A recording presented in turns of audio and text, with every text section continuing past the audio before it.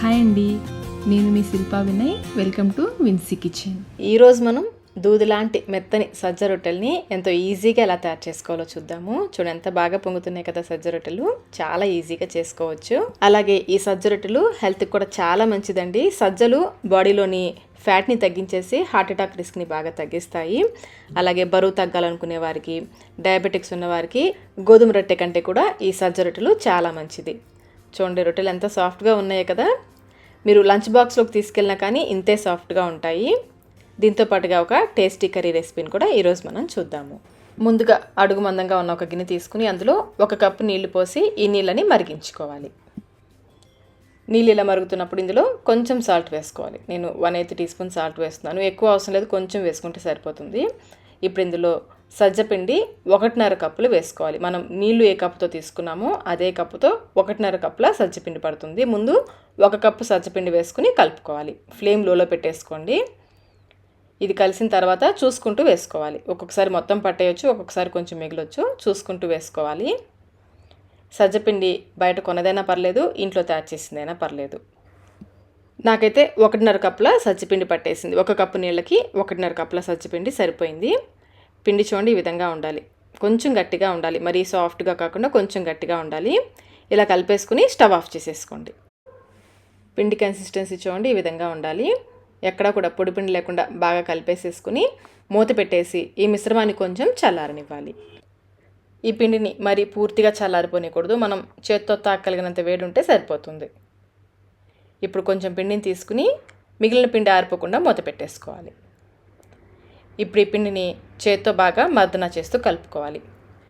ఇలా కలపడం వల్ల పిండిలో బాగా జిగురు వచ్చి మనం రొట్టెలు చపాతీ కర్రతో రోల్ చేసేటప్పుడు విరిగిపోకుండా చక్కగా వస్తాయి.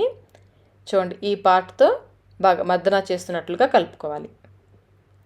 బాగా కలిపేసి బాల్ లాగా రోల్ చేసుకోవాలి. ఎక్కడ కూడా క్రాక్స్ లేకుండా బాగా రోల్ చేసుకోవాలి. పిండి చూడండి ఈ విధంగా ఉండాలి. పొడి సజ్జపిండి చల్లుకుని చపాతీలాగా రోల్ చేసుకోవాలి. ముందు చూడండి ఈ విధంగా ఒక చేత్తో పైన ప్రెస్ చేస్తూ మరొక చేత్తో సైడ్స్ ఈ విధంగా లోపలికి ప్రెస్ చేయాలి. ఇలా చేయడం వల్ల మనం రొట్టెలు కర్రతో ప్రెస్ చేసేటప్పుడు రోల్ చేసేటప్పుడు అంచులు పగిలిపోకుండా చక్కగా గుండ్రంగా వస్తాయి. చూడండి అంచులు ఈ విధంగా ఉండాలి. ఎక్కడ కూడా క్రాక్స్ లేవు కదా. ఇప్పుడు కొంచెం పొడిపిండి చల్లుకుంటూ చపాతీ కర్రతో రోల్ చేసుకోవాలి. మామూలుగా అయితే ఈ సజ్జ రొట్టెల్ని చపాతీ కర్రతో కాకుండా చేత్తో తట్టుతూ రొట్టెల్ని చేస్తారు. అలా అందరికీ రాదు కదా. ఈ ప్రాసెస్ అయితే ఈజీగా ఉంటుంది. చూడండి చక్కగా వచ్చింది కదా రొట్టె. ఇలా చిన్న చిన్న టిప్స్ ఫాలో అవుతూ చేశారంటే సజ్జ రొట్టెలు కూడా చాలా ఈజీగా చేసుకోవచ్చు. ప్యాన్ బాగా వేడెక్కిన తర్వాత ఫ్లేమ్ని హైలో పెట్టేసి ఈ సజ్జ రొట్టెని వేసుకోవాలి. పైన పచ్చిదనం తగ్గేంత వరకు కాలనివ్వాలి. చూడండి లైట్గా పొంగుతుంది కదా.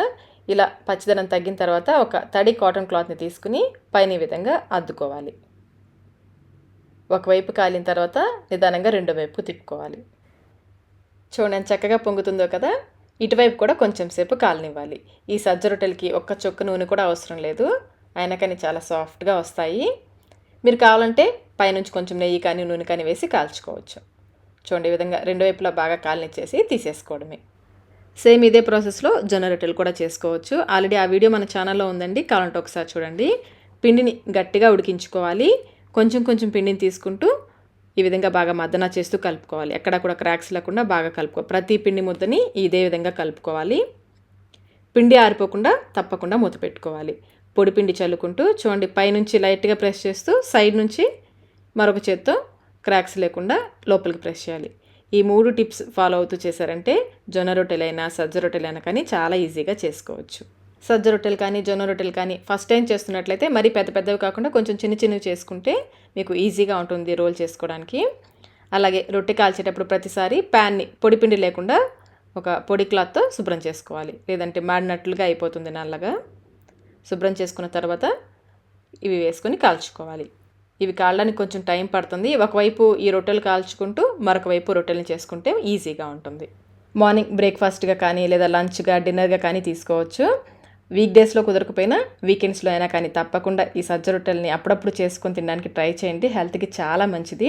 మీరు లంచ్ బాక్స్లోకి తీసుకెళ్ళినా కానీ సాఫ్ట్గా ఉంటాయి, గట్టిగా అయిపోకుండా చక్కగా చాలా సాఫ్ట్గా ఉంటాయి. అసలు నూనె కూడా అవసరం లేదు. ఈ సజ్జ రొట్టెలోకి ఒక టేస్టీ కర్రీని కూడా చూద్దాము. ప్యాన్లో 1.5 టేబుల్ స్పూన్ వరకు నూనె వేసేసి నూనె కాగిన తర్వాత పావు టీ స్పూన్ ఆవాలు, పావు టీ స్పూన్ జీలకర్ర, 1 టీ స్పూన్ పచ్చెనపప్పు, 1 టీ స్పూన్ మినపగుళ్ళు వేసుకుని వేయించుకోవాలి. ఈ పోపు బాగా వేగిన తర్వాత ఇందులో 2 పచ్చిమిర్చిని ఈ విధంగా కట్ చేసి వేసుకోవాలి. అలాగే ఒక పెద్ద ఉల్లిపాయని చూడండి ఈ విధంగా కొంచెం పెద్ద ముక్కలుగా కట్ చేసి విడివిడిగా చేసుకొని వేసుకోవాలి. కొంచెం కరివేపాకు కూడా వేసి ఉల్లిపాయలు ట్రాన్స్పరెంట్గా అయ్యేంత వరకు వేయించుకోవాలి. మరి ఎర్రగా అవసరం లేదు, కొంచెం ట్రాన్స్పరెంట్గా అయితే సరిపోతుంది. ఉల్లిపాయలు లైట్గా వేగిన తర్వాత కొంచెం పసుపు, రుచికి సరిపడినంత సాల్ట్ వేసుకోవాలి.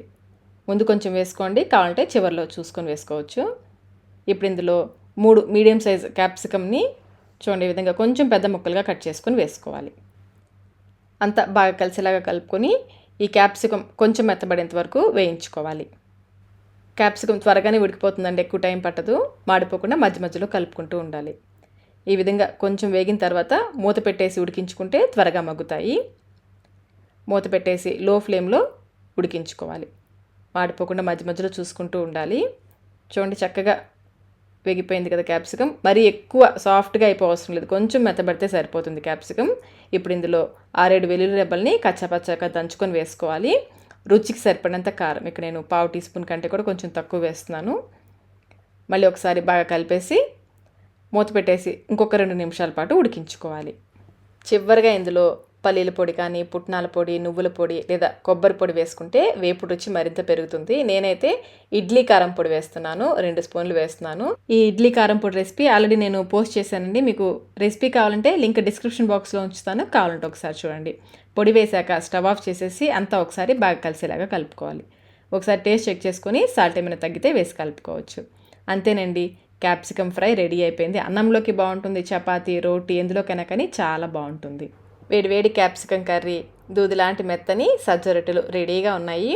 రొట్టెలు చూడండి ఎంత సాఫ్ట్గా ఉన్నాయి కదా. మనం తీసుకున్న ఈ కొలతకి 1.5 కప్పుల సజ్జ పిండికి 6 రొట్టెలు వస్తాయి ఈ సైజువి. దానికి తగ్గట్టుగా మీరు పిండి వేసుకోండి. ఈ సజ్జ రొట్టెల్లోకి ఏ కర్రీ అయినా బాగుంటుంది. కర్రీతో పాటుగా కొంచెం ఆనియన్ రైతా కూడా చేసుకోండి, ఇంకా బాగుంటుంది.